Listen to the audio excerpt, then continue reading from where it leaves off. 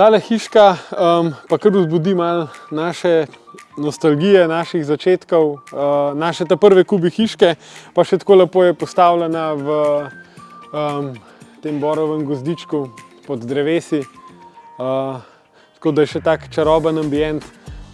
Točno takole je izgledala naša ta prva kubi hiška leta 2012, ki smo naredili v bistvu prototipno. Prototipna je bila sicer smrekova, ta prva macesnova, ki je bila pa takoj ta druga in je bila točno takšnih dimenzij 3x2 metra.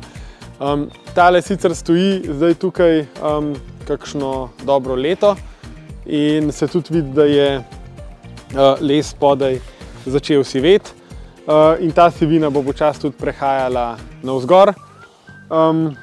Razen tega je pa v bistvu to ta prava kubi klasika, ki zdaj v bistvu že meji na, če je bila to včasih ultramoderna oziroma ultramoderna vrtna hiška, bi temu danes rekel tradicionalna kubi hiška, ki ima v sebi že malo tega žmohta, malo zgodovine, malo veliko žuljev je bilo od takrat, ko smo ta prvo sestavili. No, in tehnično gre sicer za čisto klasično skladiščno enoto, tukaj imamo ena vrata, na uni strani imamo eno okno.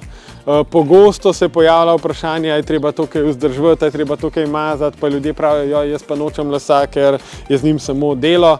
In ne, dejansko ni res, nobenega vzdrževanja ne rabi.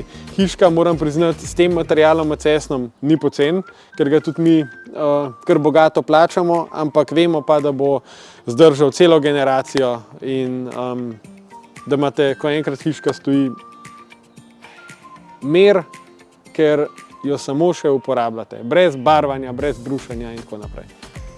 Evo, takole, zdaj vas pa peljem še na naslednjo lokacijo, kjer si bomo tudi pogledali eno macesnovo hiško, malčkeno drugačna konfiguracija, pa kar pejte z mano.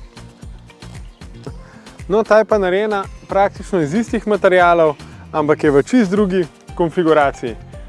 Tukaj imamo skladiščen del, podobne velikosti kot na prejšnji.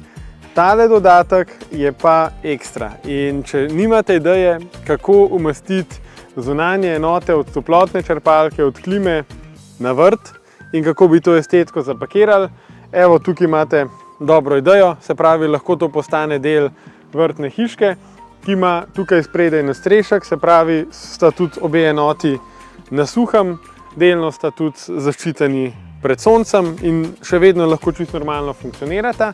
Zadaj imamo pa še tak lušten prostor za drva in imamo v bistvu v tej enoti vse, kar rabimo na vrtu, se pravi vrtno opremo, drva, poskrbeli smo za klimo, za toplotno črpalko in vse skupaj izgleda na koncu zelo lično in estetsko.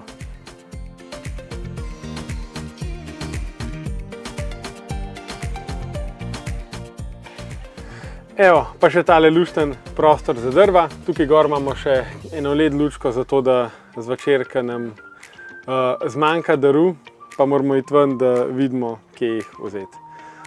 Evo, to je to. Hvala, da ste bili danes z mano in se ponovno vidimo čez 2 tedna. Čau!